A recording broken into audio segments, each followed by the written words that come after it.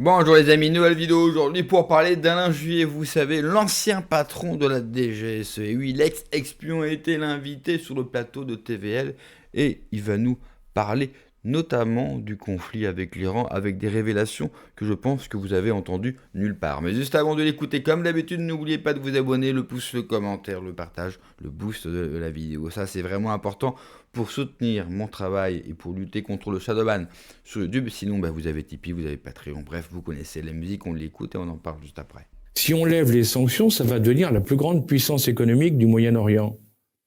Ça change tout. Contre la levée des sanctions, vous vous rendez compte, voilà un pays qui, depuis plus de 30 ans maintenant, vit sous sanctions, ils crèvent la faim tous. Pour les États-Unis, on sait maintenant, depuis hier, le Washington Post a publié une enquête passionnante hier, où il a expliqué comment ça s'est passé. Parce qu'on disait tous, Netanyahou a mis la pression sur Trump. Alors il y a qui disaient, c'est suite à l'affaire Epstein que Trump on lui a mis sous pression. D'autres disaient non, c'est les relations amicales qu'il peut y avoir. Enfin, il y avait plein de motifs, mais on savait pas lequel était le bon. Mais il y avait effectivement une collusion entre les Américains et les Israéliens pour faire la guerre en Iran. Et personne ne comprenait pourquoi, en disant pourquoi les Américains se sont mis dans cette affaire.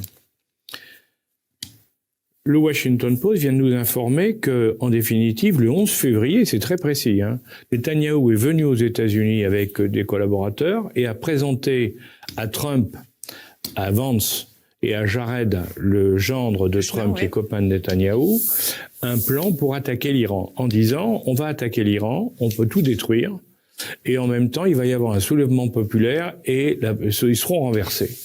Et Trump, il a trouvé que c'était une bonne idée. Vance était contre, il faut le savoir. Wittdorf, qui est le grand négociateur actuel, qui négocie aussi en Ukraine et qui va négocier au Pakistan à partir de demain, Wittdorf également était contre. Et Jared Kushner, qui est copain, évidemment, qui est copain de Netanyahou, lui était pour. Donc, Trump était soutenu par son gendre et a dit oui, c'est une bonne idée, on y va. Quand vous dites Trump était soutenu par son gendre, ça veut dire que Trump lui-même était plutôt favorable à l'intervention. Ça a presque dit le Washington Post. Trump était favorable, tout le monde. Oui, s'il y a un renversement du régime et qu'en plus... Alors, après, ce qu'on découvre, c'est que les militaires, on dit tout de suite, pour les destructions, on va y arriver, il n'y a pas de problème. Par contre, pour une action terrestre, ça va être beaucoup plus difficile, on peut pas le faire. Et derrière, ils ont dit attention au détroit d'Ormuz. C'est les militaires ont dit attention à Ormuz. Là, il y a un risque réel. Bon. Trump a dit mais non, ça fait rien, on y va. Et donc, après, et quand les militaires ont dit ça, ils ont étudié des plans. Après ce qu'avait donné Netanyahou, Trump a dit étudiez tout. Et il y a eu le rapport qui a été fait par les Américains disant voilà, monsieur le président, on peut y aller, mais voilà les conditions, voilà les dangers, voilà ce qu'on court. Bon. Et Trump est pas passé outre l'histoire d'Ormuz, il a passé outre le fait que Vance disait il faut pas y aller parce que notre électorat est contre la guerre, on a été élu pour faire la paix, donc il faut pas s'amuser à ça. Et donc, Trump y a été. À la Trump, c'est le moins qu'on puisse dire. Pour Netanyahou, ça a été un superbe coup, puisque lui, qui voulait par tous les moyens continuer la guerre, parce qu'on sait depuis toujours que Netanyahou, si la guerre s'arrête, il part en prison, parce que la Cour suprême israélienne continue à vouloir le mettre en prison pour les affaires de corruption. Donc, il sait que lui, son survie, c'est la guerre, pouvoir continuer. On le sait depuis des mois, ça, donc c'est pas une nouveauté. Bon. Depuis avant le 7 octobre, d'ailleurs. Mais bien sûr. D'ailleurs, c'est probablement une des raisons il y a beaucoup de choses à dire. Bon. Donc là, Netanyahou a dit, c'est bon, on y va. Mais Netanyahou, il était aussi convaincu, quand il a présenté son dossier, qu'il allait avoir un soulèvement populaire. Erreur fatale. Ce qui est beaucoup plus grave, c'est qu'aujourd'hui, on voit que le même Netanyahou dit depuis 3 jours que l'échec en Iran, c'est pas de sa faute, c'est la faute de David Barnea, le patron du Mossad, qui s'est trompé. Bon. Or, en Israël, il y a des choses qui sortent quand même aussi aujourd'hui et qui disent mais c'est pas vrai. Barnea n'a jamais dit qu'il y aurait un soulèvement populaire. Donc, si vous voulez, on voit que c'est une affaire, un espèce de marché de dupes général où tout le monde s'est trompé, ou a trompé l'autre, si vous voulez. Hein. Et le problème, c'est que cette guerre, si on regarde froidement ce qui s'est passé, cette guerre, on est dans une impasse totale, parce que ils se sont trompés sur presque tout. Hein.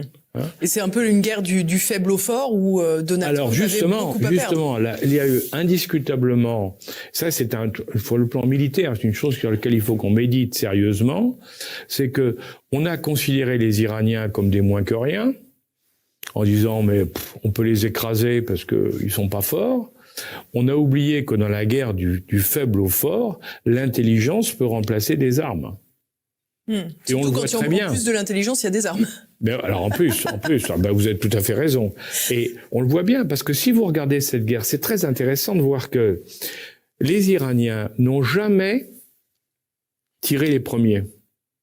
C'est clair, ils ont été agressés, c'est clair, par les Américains mais derrière, quand vous voyez les frappes, par exemple, sur les bases américaines, ils ont tiré sur les bases américaines dans les pays autour. Ça, personne s'y attendait.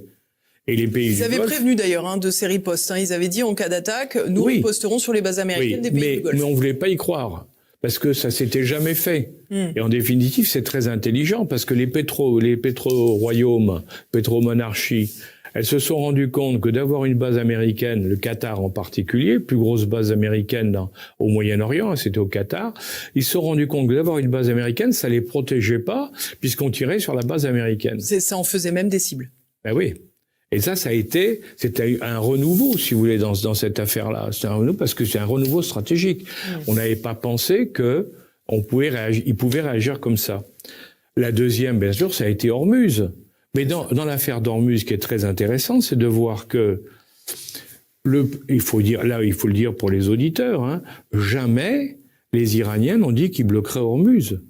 Les Iraniens, non, il faut le savoir. Les Iraniens ont dit, nous tirerons sur les bateaux qui sont nos agresseurs, c'est-à-dire les bateaux liés aux Américains ou aux Israéliens. Les autres peuvent passer. Mais qu'est-ce qui s'est passé? C'est que la Lloyd à Londres, la compagnie d'assurance à Londres, au tout début de la guerre, quand il y a eu les Iraniens qui ont dit les bateaux peuvent passer sauf ceux qui sont les opposants, la guerre, qui sont nos ennemis. Bateaux hostiles. Bon, voilà, oui. Les hostiles, voilà, les bateaux hostiles. Bon, la Lloyd, qu'est-ce qu'elle a dit? Elle a dit ça devient trop dangereux parce que comme on ne peut pas identifier à coup sûr les bateaux comme étant d'un côté ou de l'autre, il y a toutes les chances que des bateaux non concernés prennent un missile, prennent une vedette lance-torpille ou quelque chose. Bon. Donc, qu'est-ce qu'ils ont fait? Ils ont augmenté les primes de manière considérable. Et c'est ça qui a bloqué. Tous les armateurs ont dit, mais je vais pas payer des millions de dollars d'assurance uniquement pour passer le détroit d'Ormuz. Donc j'attends que la fin de la guerre pour faire passer mes bateaux. C'est pour ça que les bateaux sont bloqués. C'est pas parce que... C'est d'ailleurs pour ça que, malgré les déclarations, pour le moment, le trafic ne reprend pas comme... Exactement, parce que pour le moment, justement, même quand les Iraniens disent « mais vous pouvez passer, je vais pas tirer », les autres disent « attends, il y a quand même un risque, s'il y a un imbécile qui tire... » Donc on se retrouve... Donc c'est ça que... Si vous voulez, et là, on voit que les Iraniens, ils ont su jouer sur tous les aspects, et quand, par exemple, on a eu quand les Israéliens ont tiré sur une raffinerie, jusqu'à ce moment-là, Trump avait dit, vous savez que le pétrole c'est sacré pour les Américains, parce que c'est la raison de beaucoup de choses. Hein. C'est la raison du Venezuela, c'est la raison aussi de l'Iran, hein, pour les Américains. Bon, on veut contrôler les ressources pétrolières dans le monde. Donc qu'est-ce qu'on fait? Eh bien, on n'y touche pas. Vous ne touchez pas dans les bombardements aux raffineries de pétrole et de gaz, parce que ça, c'est le business. Hein. Bon, qu'ont fait les Israéliens qui n'écoutent pas ce que disent les Américains de manière assez régulière? Ils ont bombardé 2 raffineries à côté de Téhéran. Alors, vous avez vu, on a vu des images spectaculaires dans Téhéran en feu et ainsi de suite. Bon. Qu'est-ce qu'ont fait les Iraniens? Ils ont dit, on était d'accord pour dire qu'on ne touche pas les raffineries. Immédiatement, ils ont touché 2 raffineries au Bahreïn et je crois au Koweït. Hein, et au Koweït. Bon. À chaque fois que les Israéliens ont tiré quelque chose qui n'était pas prévu, Les autres ont répondu. La riposte n'a pas de... Quand les Israéliens ont bombardé Natanz et les sites, qu'est-ce qu'ont fait les Iraniens? Ils ont bombardé Dimona, la centrale atomique israélienne, où il y a les bombes atomiques israéliennes. Donc, si vous voulez, on voit qu'à chaque fois, c'est du donnant-donnant. C'est une symétrie dans les frappes. C'est une symétrie. C'est là où on voit que la guerre du faible au fort. En tout cas, ces propos viennent confirmer que s'il y a bien un pays qui fout toujours la merde dans la région, c'est Israël qui ne répond même pas aux consignes des Américains. Et on comprend que les Américains ont été beaucoup plus prudents que les Israéliens dans ce conflit avec l'Iran. Ça pose aussi une autre interrogation fondamentale que pose Alexis Cossette par exemple. Les Iraniens, on le sait, ont des missiles hypersoniques. Des missiles hypersoniques aujourd'hui, vous n'êtes pas en capacité de les intercepter. Ils ont des missiles balistiques supersoniques, donc capables d'aller et de faire surtout de grandes distances, donc d'atteindre par exemple la flotte américaine. Et à ce jour, ils ne les ont pas utilisés. Ils sont attaqués, bombardés. Ils pourraient faire couler plusieurs navires de la flotte américaine pour faire comprendre, rentrez chez vous. Pourtant, cela n'a pas non plus été utilisé. La même chose pour Israël. Israël a été bombardé, mais n'a pas non plus été bombardé avec une férocité, une capacité balistique qu'ont les Iraniens. Et puis, on apprend que les Iraniens ne font que répondre. Ils ne sont pas dans une agressivité guerrière, messianique, comme le sont les autres. Ils sont plutôt dans un réflexe défensif. Je suis attaqué, je réponds, et ça s'arrête là. D'ailleurs, les frappes iraniennes se sont totalement calmées depuis que nous les bombardons plus. Donc on voit bien qu'il y a vraiment un pays qui est attaqué et qui se défend, ce qui est normal. Ceux qui se plaignent, quand j'entends les Israéliens se plaindre par exemple des frappes qu'ils reçoivent, j'ai envie de leur dire, écoutez, si vous ne voulez pas qu'un pays vous bombarde, peut-être qu'il faudrait commencer par ne pas bombarder ce pays et essayer tout simplement de s'entendre avec lui et de vivre en paix dans votre région. Ce que j'aimais aussi, c'est quand il parle du 7 octobre. On l'a complètement oublié.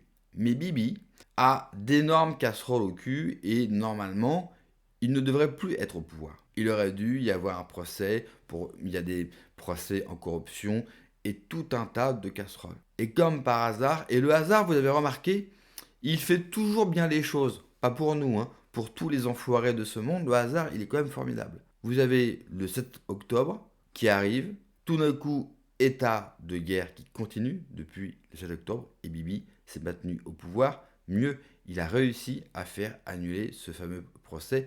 Et le 7 octobre, quand même rappeler qu'ils ont réussi à faire une attaque comme on n'avait plus vu en Israël, alors que c'est un pays qui passe son temps à surveiller tous ses voisins.